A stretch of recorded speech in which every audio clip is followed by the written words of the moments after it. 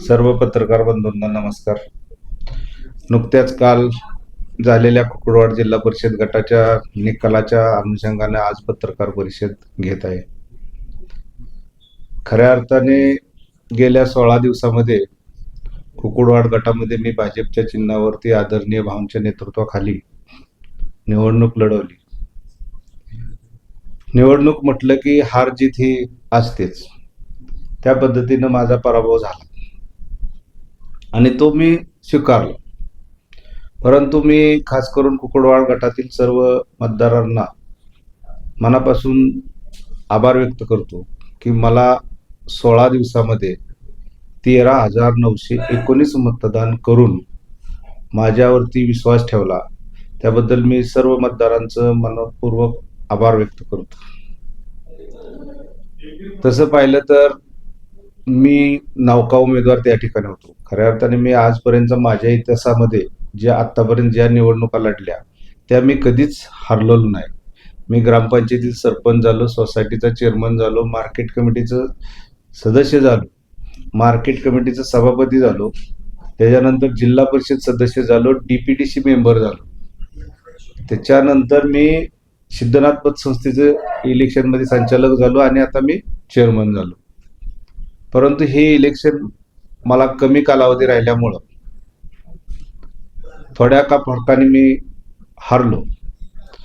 खऱ्या अर्थाने आदरणीय भाऊंच्यावरती या गटातील लोकांनी खूप प्रेम केलं आणि भाऊंनी त्या विश्वासास पात्र राहतील ह्याच्यावरती मला उमेदवारी दिली.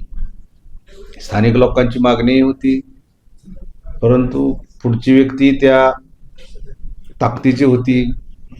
त्यांनाही मला आज काय बोलायचं नाही. मी त्या तिन्ही उमेदवारांना मनापासून शुभेच्छा देतो, कारण आज ते जिंकून आले तर आले, त्यांनाही माझ्या शुभेच्छा राहतील.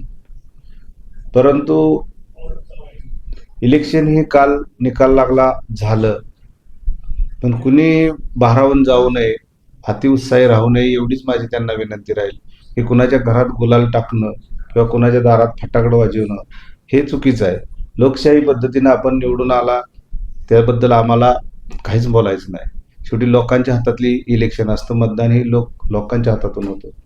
त्यामुळं वाईट काय करू नका आणि भाऊंच्यावर कुणी घसरण्याचा प्रयत्न करू नका. माझ्या आज पत्रकार परिषदेत विनंती आहे त्यांना, जर तुम्ही भाऊंच्यावर जर बोलला तर आम्हालाही त्या गोष्टीवरती बोलावं लागेल आणि ज्यावेळेस आम्ही खालची पातळी गाठू तेव्हा तुम्ही समजून जावा की काय करायचं. कारण या भागाचा विकास करण्याची जबाबदारी माझ्यावरती भाऊने दिली आणि मी आज मी तुम्हाला सगळ्या कुकुडवाड गटातील सगळ्या जनतेला मनापासून सांगतो की इथून पुढे जे जे काय लागेल कामाच्या बाबतीतलं, विकासाच्या बाबतीतलं, ते सर्व करण्याची जबाबदारी माझ्यावर आहे. ती तशीच राहील. मी 5 वर्ष तुमच्यासाठी सेवेत राहील. जे जे कामाचे आश्वासनं दिलेत ती कामं पूर्ण करण्याची जबाबदारी माझ्यावरती राहील. त्यामुळं मी कुकुडवाड गटामध्ये सक्रिय राहीन, लोकांची सेवा करेन, प्रत्येक लोकांच्या अडीअडचणीमध्ये राहीन. खऱ्या अर्थाने वरकुटे गटात तसं म्हटलं तर स्वतः उमेदवार जे आहेत ना, अनिल भाऊ देसाई, ते स्वतःच्या गावात मायनस आहेत. दुसरे उमेदवार आमच्या विक्रम शिंगाडे आहेत, त्यांच्याही गावात मी प्लसमध्ये आहे.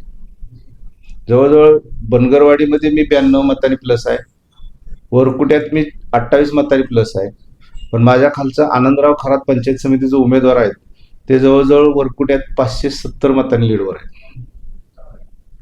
शेवटी लोकांनी आम्हाला स्वीकारलं, पण काही